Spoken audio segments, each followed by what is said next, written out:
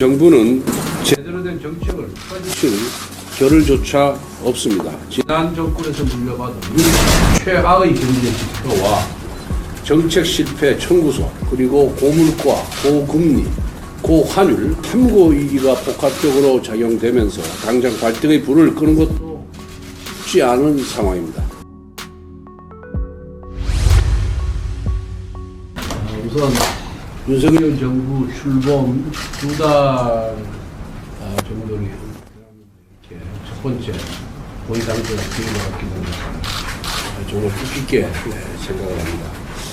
아직까지 새 정부의 국정 철학과 비전이 경제 정책에 온전히 반영되지는 못했습니다. 그렇지만은 또 실행을 하더라도 국민들이 체감하기까지 상당한 시일이 소요될 것으로 보입니다.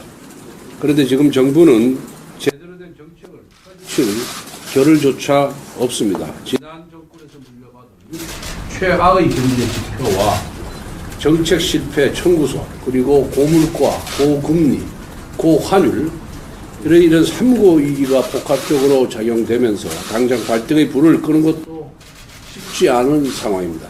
국민들은 새 정부 출범에 대한 기대도 잠시 치솟는 장바구니 물가와 기름값, 높아진 이자 부담, 그리고 가스, 전기요금 등 생활 물가 상승에 국용만큼이나 답답한 나날을 보내고 있습니다.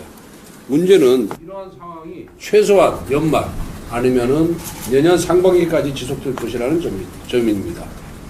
정부가 경제 위기에 기민하게 대응하지 못한다면 추후 국정 운영 동력 확보에도 어려움이 따를 것으로 보입니다. 우리 모두 지금의 상황을 엄중하게 인식을 해야 합니다. 상황이 나아질 때까지 모든 정책의 우선순위는 민생 회복, 경제 회복에 둬야 한다고 생각합니다. 이를 위해 첫째, 정부는 현장에서 답을 찾아야 합니다. 소상공인 자영업자 한계 상황으로 내몰리는 서민들과 취약계층의 어려움을 현장에서 집중적으로 살펴야 합니다. 특히 공공비용 상승에 따른 저소득, 취약계층 지원책도 선제적으로 마련을 해야 될 것이다, 이렇게 생각을 하고 있습니다. 우리 당은 이런 자영업 소상공인들, 중소기업인들의 어려움을 해소하기 위해서 1호 법안으로 납품단가 연동제를 이미 발의한 바가 있습니다. 국회가 정식으로 개원되면은 이 법안의 통과에 모든 힘을 쏟겠습니다. 그리고 민관이 함께 고통분담에 저는 나서야 된다고 생각합니다. 정부는 수조 원에 달하는 세수 손실을 감내하면서 유류세를 최대폭으로 지금 인하를 했습니다. 37%입니다. 하지만 정유업계 카드업계는 카드 수수료 인하를 놓고 서로 책임 공방만 하면서 국민 눈살을 찌푸리게 하고 있습니다. 위기 극복을 위해 민간도 감내할 수 있는 선에서 고통 분담에 동참하는 노력을 해야 합니다. 그리고 정부도 이런 어려운 경제 상황에 대해서 국민들에게 솔직하게 현실을 인정하고 현 상황을 설명하고 또 함께 고통을 나누자는 그런 호소를 적극적으로 해야 된다, 이렇게 생각합니다. 세 번째는 각종 개혁에 대한 충분한 국민 공감대가 형성되어야 한다고 생각합니다. 현재 정부가 연금, 노동, 교육, 공공부문에 있어서 강도 높은 개혁을 예고했지만 아직까지 구체적인 로드맵이 마련되지 않은 것이 현실입니다. 국민들에게 충분히 설명하고 이해하는 그런 노력을 기울여야 합니다.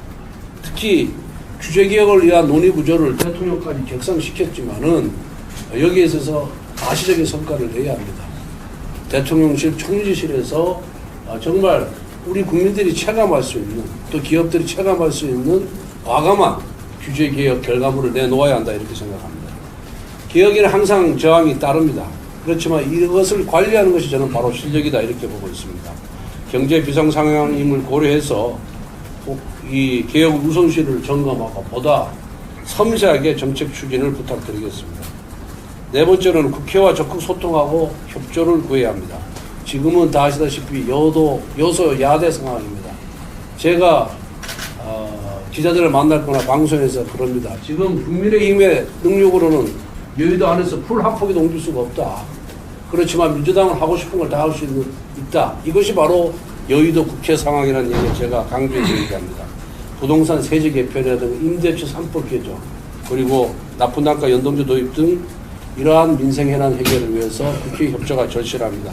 예외적 협의체를 비롯해서 소통과 협치 채널을 만드는데 우리 총리님께서 각별히 노력을 기울여 주시기를 부탁드리겠습니다. 민생 경제가 한번 무너지면은 국가 경제도 버틸 수가 없습니다.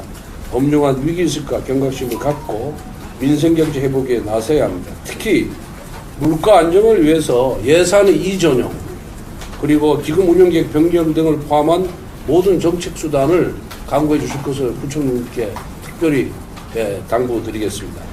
우리 당도 윤석열 정부의 성공을 위해서 100일 작전에 돌입했습니다. 이미 국정과제 110대 과제를 입법화하기 위해서 한 60건의 법안을 발의하거나 발의 준비 중에 있다는 말씀을 드립니다.